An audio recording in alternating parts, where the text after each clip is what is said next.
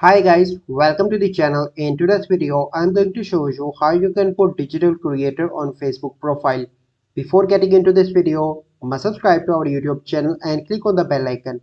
So the first step you simply need to do is to open your Facebook profile, and then you need to click on your profile picture on the top right, and then you need to scroll down, and in the bottom you will see help and support. Click on that, and then you need to click on help center.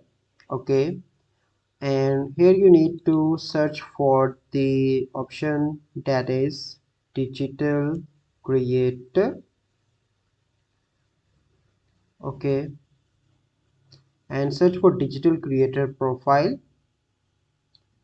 and here you can see you simply need to access creator support from Facebook, and here you can see that this feature is only available to some people right now. So Facebook will rolling out this feature to more people soon in the future, but currently it is only available for some people right now.